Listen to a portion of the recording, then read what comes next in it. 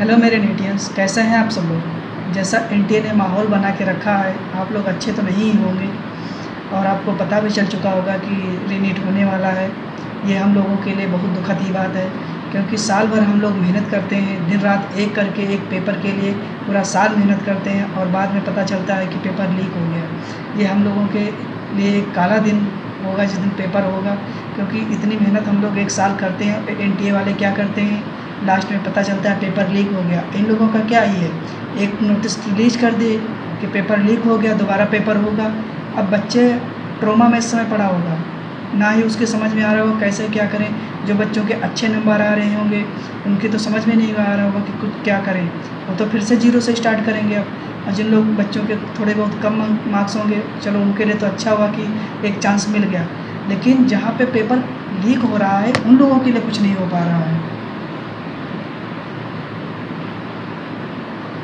जहाँ पे paper leak हो रहा है वहाँ उन लोगों के लिए कुछ नहीं हो पा रहा है। ना ही उनके लिए कोई दंड मिल रहा है, ना ही कोई उनका जेल में डाल रहा है, ना ही उनके कोचिंग सेंटर लीक सीज हो रहे हैं, ना ही कुछ हो रहा है, ना ही एनटीए वालों का कुछ हो रहा है। वहीं डायरेक्टर, वहीं सब मैनेजिंग एजेंसी, कुछ नहीं हो रहा है, सिर्फ बच्चे पिस रहे हैं इस बीच में। तो यही मैं आपसे कहना चाहूँगा कि इस समय सोशल मीडिया से जितना ही दूरी बना सकें आप बनाए रखें और शांत दिमाग से सोचते रहें कि क्या करना है क्या नहीं करना है, क्योंकि इस समय आप बहुत पैनिक होंगे। ये ऐसा समय ही है पैनिक होने वाला, क्योंकि बहुतों की समझ में आ ही नहीं रहा होगा कि क्या करें हम क्या ना करें। जिन बच्चों का अच्छा पेपर हुआ होगा वो तो बहुत ही फ्रस्ट्रेटेड होगा कि इतनी मेहनत करके मैंने इतने अच्छे मार्क्स लेके आया हूँ, अब फिर से जीरो से स्टार्ट मुझे करना पड़ेगा।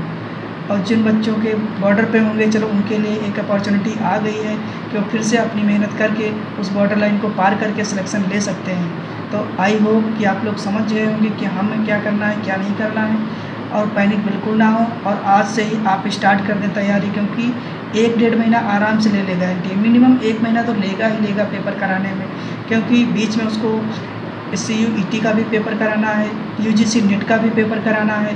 तो इसलिए लास्ट जून तक चांसेस हैं होने के। तो अभी आपको 1.5 महीना आराम से मिल जाएगा, लास्ट जून से पहले तो नहीं हो पाएगा, ऐसी संभावना नहीं बन रही है। तो प्लीज़ आप लोग आज से ही मेहनत करना स्टार्ट कर दीजिए, जितना हो सके उतनी मेहनत कर लीजिए, क्योंकि इस बार फिर से फोड़ना है और एनटीए के मुँह पे तमाचा फिर से मारना है। ये कितनी बार लीक पेपर कराएंगे, कितनी बार क्या ही कराएंगे, ये कोई नहीं जान सकता। और पेपर आगे ना लीक हो ऐसा भी कोई गारंटी इन लोग नहीं दे रहे हैं कि मतलब पेपर आगे लीक होगा कि नहीं होगा।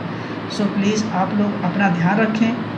और आपके हाथ में क्या है, सिर्फ पढ़ाई कर सकते हैं, पेपर दे सकते हैं, और तो आपके हाथ में कुछ है नहीं। तो प्लीज़ आपसे इतनी विनती है कि आप पढ़ाई करते रहें और अपने आप को संभाल के रखें, क्योंकि आपका संभालना बहुत ज़रूरी है। आप पैनिक बिल्कुल ना हो, क्योंकि होगा वही जो एनटीए वाले चाहेंगे, जो सरकार चाहेगी। आपके हाथ में कुछ भी नहीं। जैसा कि आप जानते हैं 24 में भी पेपर लीक हुआ था, उसमें क्या ही हुआ था, कुछ नहीं हुआ था। बहुत लार्ज स्केल पे वहाँ भी पेपर लीक हुआ था और यहाँ भी पेपर लीक हुआ है।